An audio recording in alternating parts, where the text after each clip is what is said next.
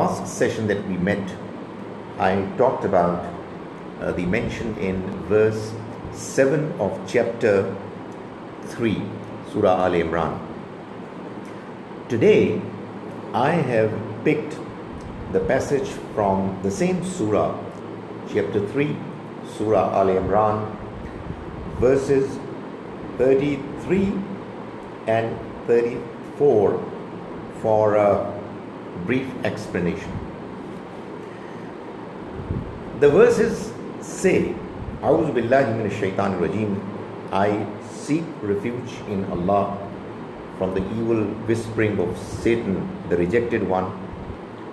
Bismillah ar-Rahmanir Rahim, and I begin in the name of God, the God whose mercy is profound, whose kindness is forever. Inna Allah astafa, God chose, selected Adam, wa Nuhan, and Noah, wa ala Ibrahim, and the progeny of Abraham, wa ala Imran, and the progeny of Imran, ala al-alameen, over the entire mankind. Zurriyatan ba'duha min ba'd, they are the progeny of each other. They are the same family, one generation emerging from the earlier ones. Wallahu Sami'un Alim, and God is all hearing, all knowing. The Almighty, He sent us humans to this world for the purpose of trying us, testing us. He created life for us and divided our lives into two parts, two components. One component is the part that we spend in this world, the one that we are experiencing right now. And the other component of it is going to be when we shall be transferred from this life to the next life. We normally call it the life hereafter. In order for us to be able to go through the trial of this life, which is going to ultimately decide as to who is going to be declared successful in the next life and who is going to be declared unsuccessful and a failure, the Almighty has equipped us with certain abilities, certain possibilities. For every exam that we go through, you know that there is a syllabus, and there are hints, tips, guidance provided for the participants who are going through the test to prepare themselves to go through the test successfully. In order for this particular test of life, the all-important test, for us to go through it successfully, the Almighty has arranged that we have adequate understanding of what is good and what is bad, what is right and what is wrong, what is morally desirable and what is morally despicable. That basic understanding is accompanied by an equally clear and strong understanding, perhaps even more, of the fact that there's only one God, the sustainer, the creator, who alone deserves to be worshipped and nobody else. These two understandings, one dependent on the other, both interrelated, are the basic understanding that has been given to us humans for us to be able to go through the trial of this life successfully. However, for it to be a trial, the Almighty has given us freedom, independence and liberty. So even though we know what is right from what is wrong, we are free to choose, make our own choices, whether we want to go to one way of the possibilities or the other has been left to us. The reason why many people choose to go to the wrong path is that the wrong path is seemingly very attractive. It offers short-term temptations which many people are not able to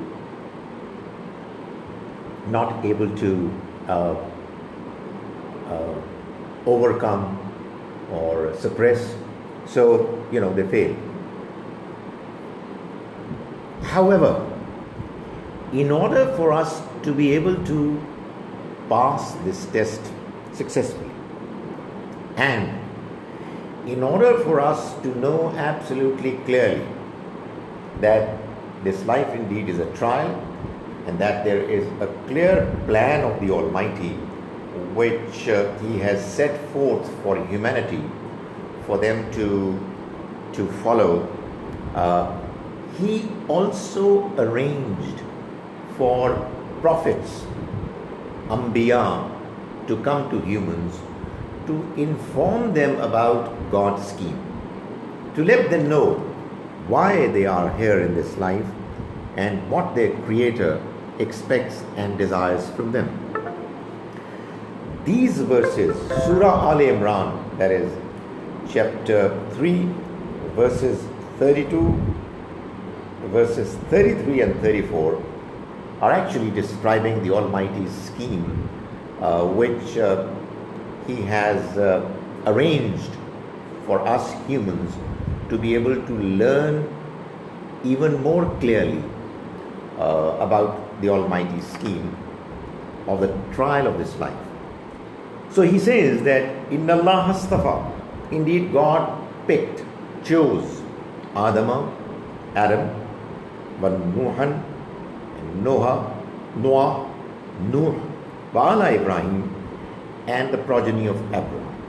That is, God is telling us that there was a time when after Adam alayhi salam, He picked individuals. He picked Nuh alayhi salam, for example, and others too. These prominent names have been mentioned in order for us to know that that's how the scheme went on. Thereafter, so that was the first phase of the Almighty's scheme of providing guidance, further guidance to humans, wherein He picked individuals as prophets. He picked them, He chose them, selected them. But then on, He selected a family. Instead of individuals, He chose a family, the progeny of Abraham. And they were given the same task, the same responsibility, which was earlier on assigned to individual prophets. Why? Well, we can only guess. But the more possible reason is that there was a time when there were small habitations, populations scattered over a limited geographical location. There were nations which were living in a certain locality, and it was a small area, and people knew each other. The Almighty decided that in that phase of human history, He would just send people to their respective nations, send prophets to their respective nations, carrying the message of God to inform them that this is God's scheme. So prepare yourself for the next life. This life is only a trial. However, when human population started migrating, there was this phenomenon of diaspora, people started spreading across far and wide, it probably became more feasible that instead of an individual, it should be a group, a family, a nation that should be entrusted with that task. And in order for the assignment to continue, the assignment, the project of informing people about God's message, the progeny of Ibrahim alayhi salam was chosen. So the Quran says, Inna Allah astafa Adama wa Nuhan wa ala Ibrahima wa ala Imrana ala alamin. And after the progeny of Abraham, he talks about the progeny of Imran. Now this mention is because the progeny of Imran, that is the maternal grandfather of Maryam alayhi salam, he was the one, the maternal grandfather of Jesus Christ. He was the one who, because his family is being mentioned later on in the immediately succeeding passage, therefore the mention of this family has also been made. So it serves as an effective prelude to the description that is to follow. Now, this progeny of Abraham is actually comprised of, again, in turn, two groups, two branches. It has branched off into two components, two groups, children of Israel and children of Ishmael, Bani Israel and Bani Ismail. The children of Israel, who were actually the children of Ishaq, Isaac, whose son Yaqub, Jacob, had 12 sons. The most prominent amongst them was Joseph, alayhi salam, and they all came about to be described as the children of Israel because Yaqub's other name was Israel. So they were known as the children of Israel. They were the children of Ibrahim, and they were the ones who were first picked to discharge the obligation of letting the people know what God's message is. They were given something like 2,000 years to do that task. And God Almighty says, Wallahu Samiyun Alim. God is all hearing, all knowing. That is, God is the one who selects people, selects families on the basis of merit. He hears everything, he knows everything. Therefore, his selection can never go wrong. Now, after 2,000 years, in these 2,000 years, these people, the children of Israel, who had lots and lots of prophets coming to them. It is said that there was never a time in the history of the children of Israel, except after Jesus Christ left this world. There was no time wherein they didn't have at least one prophet, if not more. There were more than one prophets also in many cases, like we know about Musa and Harun alayhi salam. The Quran mentions it in Surah Al-Baqarah, where the Almighty has actually reminded the children of Israel of the favors that He bestowed upon them. And for instance, in verse 47 of Surah Al-Baqarah, Surah number 2, chapter number 2, the Almighty says, Ya Bani Israel, O children of Israel, Uzkuru ni'mati, recall my blessings, Alladhi an'amtu alaykum, the ones that I bestowed upon you, Wa anni faddaltukum ala al-alamin, and the fact that I gave you superiority over the entire mankind. Superiority, that is, you were the ones who were to deliver the task. So you were the chosen ones. You had the favors of the Almighty, the support of Him. So this is what was the Almighty's scheme. However, when the children of Israel didn't remain, focused on the task at hand, and they started behaving in a manner that they ceased to be deserving anymore, the Almighty then transferred this, call it status, this authority, this power, to the other branch of the family, which was children of Ismail. They are the ones who were settled in the Arabian Peninsula, in Mecca and its surroundings, because Ismail alayhi salam, he came to Mecca along with his father Ibrahim alayhi salam. The great incident of sacrifice took place in that place, in that city, and the Almighty's house was erected over there, and the Almighty sent His messenger, His last messenger, Muhammad sallallahu alaihi wasallam, to the children of Ismail, and He declared that from now onwards it's the children of Ismail who will enjoy the same status, will have the same responsibilities as were given to the children of Israel previously. So the verse in Surah Al-Baqarah, verse 143, makes that declaration.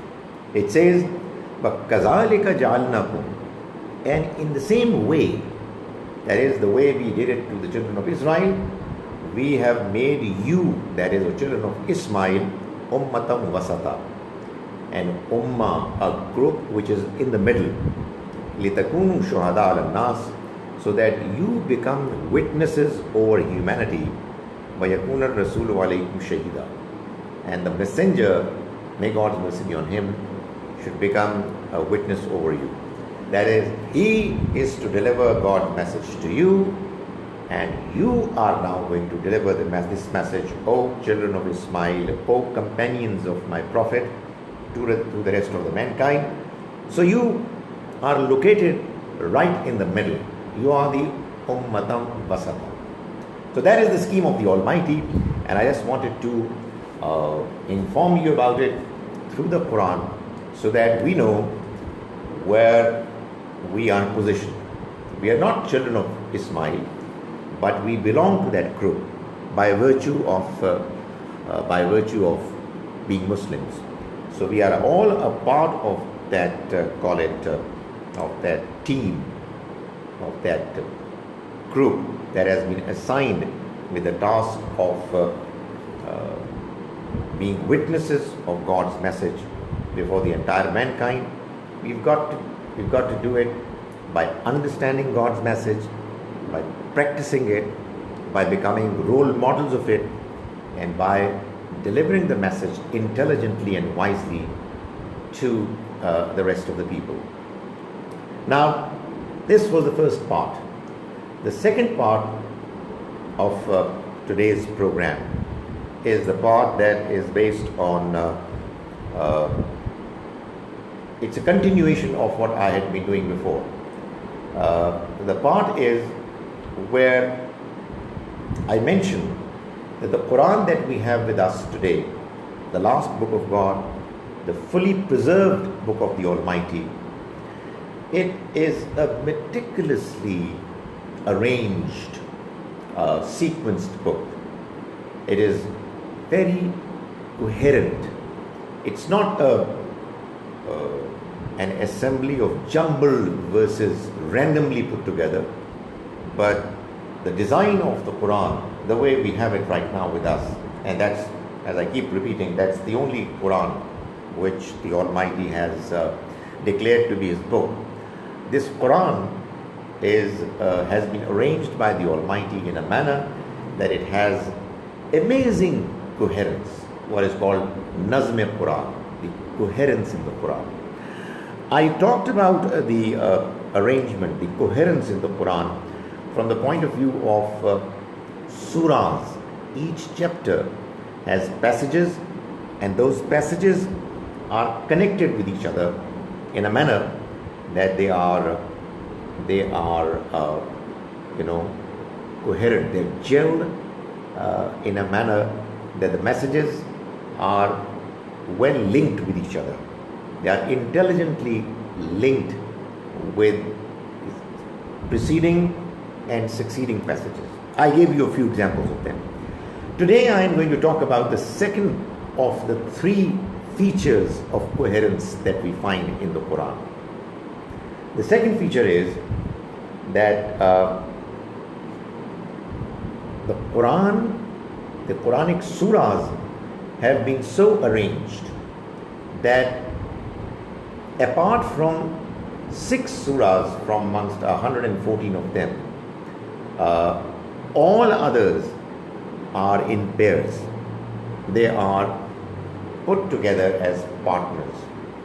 2 surahs coming next to each other are actually partners of each other. So if we subtract 6 from 114, we are left with 108. So there are 54 surah pairs in the Quran, surahs coming next to each other and carrying messages which are similar to each other but somewhat different as well.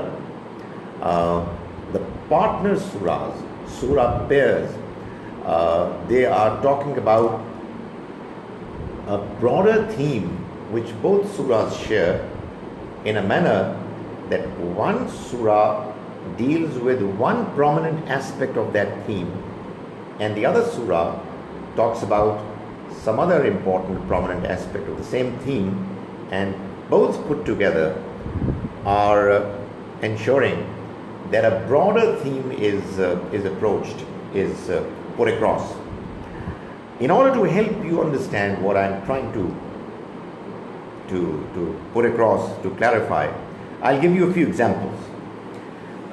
One of the most prominent examples of surah pairs found in the Quran are the 2 very long surahs that come right at the beginning. Surah Al-Baqarah, surah number 2, and Surah Al-Imran, surah number 3. One aspect of them being pairs is that both begin with Alif Lam Mim, these disjointed letters which are neither there in the first Surah Al-Fatiha nor Alif Lam Mim is the beginning part of Surah Nisa, the 4th surah.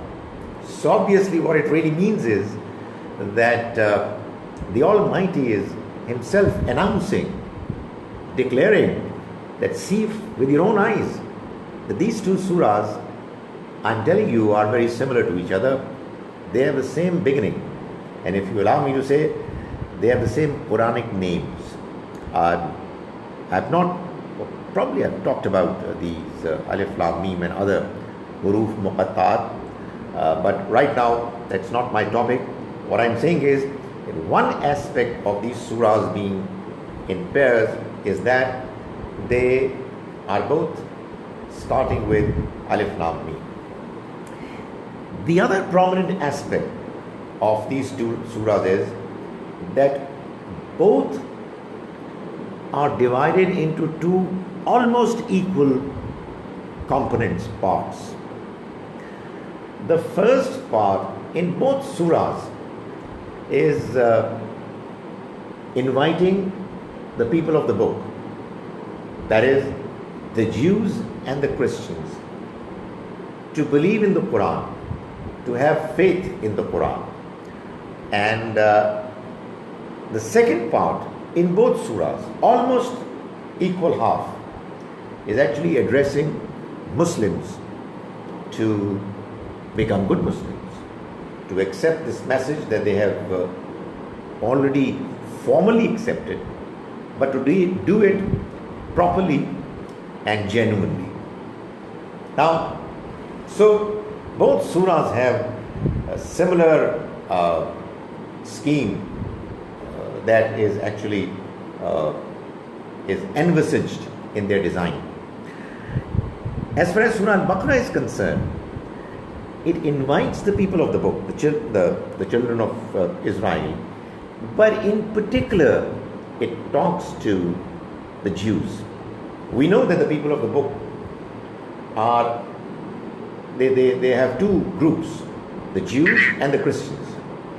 So the Jews have been invited more prominently in Surah Al-Baqarah, and therefore we find that the Surah is talking about in detail the history of the Jews and the children of Israel, and the Almighty is telling them that they are understanding that they are the chosen people of the Almighty, and therefore no matter what they do, they will always remain His favorites, is something which their own history defies. It doesn't give that message. And therefore, time and again, whenever they had been going against the Almighty's expectations, they were dealt with firm decisions by the Almighty. So that's Surah Al-Baqarah. Surah Al-Imran again is inviting the children of Israel in the first half to have faith in the Qur'an and to believe in the book of God and the messenger. However, in this surah, the emphasis is more on the Christians, the Nasara. And therefore what you find is, not surprisingly, that in Surah Al-Imran, we have the description of the miraculous birth of Jesus Christ and the events that followed his birth.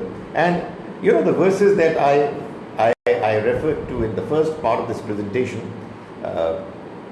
verses 33 and 34, they start with the mention of Ala Imran, which is obviously a prelude to the description of the miraculous birth and the events that followed of Jesus Christ, because the believer in Jesus Christ, the Christians, are the ones who are being invited in this part of the surah to have faith. So what is happening is that this surah is also doing the same thing which Surah Al-Baqarah is doing.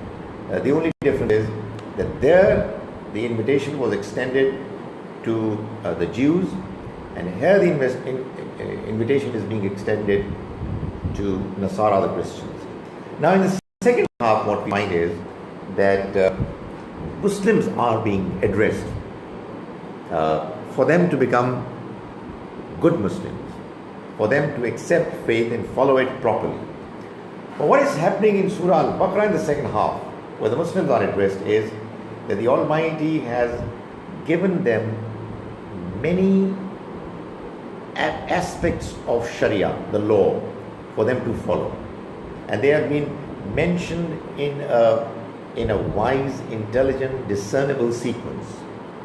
One after the other, the expectations of faith to follow the Sharia has been presented. So what we find is that in Surah Al-Baqarah, the second part, the emphasis is on Muslims to have faith, proper, deep, genuine, and as a consequence, they are expected to follow the Sharia. So we've got a number of injunctions, expectations mentioned. The famous mention of the requirement to fast in the holy month of Ramadan is also what you find in Surah Al-Baqarah. In Surah Al-Imran, interestingly, again Muslims have been addressed and they have been required to become good Muslims. But in this surah, what you see is that the mention is not of any injunction, any element of Sharia. Instead, it's a requirement or an instruction, guidance for Muslims to become genuine Muslims through what we now know as a case study method. There is a case, there is an incident, an important, famous incident in the lives of the Prophet, may God's mercy be on him, and his companions, that has been mentioned as a background. And the Muslims have been informed that the events that took place in that incident took place because such and such attitudes were shown. And the Almighty, through description of the details of that incident and by making comments on how Muslims behaved, is enabling them to understand that in future, whenever such trials come their way, they have to behave in a manner which the Almighty expects from them. That incident is the Battle of Uhud that took place in the 3rd year of Hijrah. We know that at some stage of the battle, the Muslims faced setback when they were attacked from a direction that the Muslims were not expecting them to attack, and it happened because there were some people, some 50 soldiers, who did not follow the command that the Prophet, God's mercy be on him, asked them to follow. So, all those details are described in that second half of Surah Al-Imran. Now, what I'm trying to say is that if you look at these two surahs, they are very similar and yet different. And that's what a prayer is. Towards the end of both surahs, you find a dua. God is being asked for help. And the starting, Alif Lam Mim, the ending, seeking the Almighty's help and asking Him to be kind and to listen to the prayer. And in the middle, the message that has been given is actually similar in its presentation. The children of Israel invited in the first part, and the Muslims have been invited to become better Muslims in the second part. Now let's take the second example. The second example of pair surahs I've chosen for describing is the example of Surah 65 and 66. Surah 65 is Surah Talaq and Surah 66 is Surah Tahrim. Now if you take both surahs together, now by the way, both surahs are Madanan, like Al-Baqarah and Al-Imran. In other words, what I'm trying to say is that all surahs that are partners in pairs, they've got to be both belonging to the same era, the same period. If one surah is Meccan, the partner surahs has also got to be Meccan. If one surah is Madanan, the partner surah also has got to be Madanan surah. So Surah Talaq and Surah Tahrim. Now the idea, the underlying theme that is there is that Muslims should lead a balanced life when they are living as a family. They should neither go too far in distancing themselves from each other so that they start violating the norms of decency and the expectations of the Almighty. Nor should they come so very close to each other that they forget about the expectations of the Almighty. So, neither hatred nor love should cause Muslims, while they are living as a family, to go against the norms of the Almighty. Surah Talaq is talking about the expectations of the Almighty when the goings are not good, when members of the family are on the verge of distancing themselves from each other. The family is on the verge of breaking. In Surah Talaq, the Almighty is emphasizing that even in the case of Talaq, you must behave properly, decently, in a manner that you show that even if you've got negative feelings against each other, you still are God-fearing and you would still remain within the limits set forth by the Almighty. In Surah Tahrim, on the other hand, the Almighty is mentioning the fact that He wants believers, while they obviously are expected to be close to each other, the family members. They should not come as close as to cause them to violate the Almighty's expectations. They should not forget about the fact that while living as a family, they're still expected to be close to God, to remember Him, to not ignore His expectations, and so on. So these two surahs, they come together and they make a beautiful pair wherein the basic idea of having a balanced family life has been clarified in a manner that one surah is emphasizing one aspect of it, one extreme possibility of it, and the other is actually talking about the other aspect, the other possibility.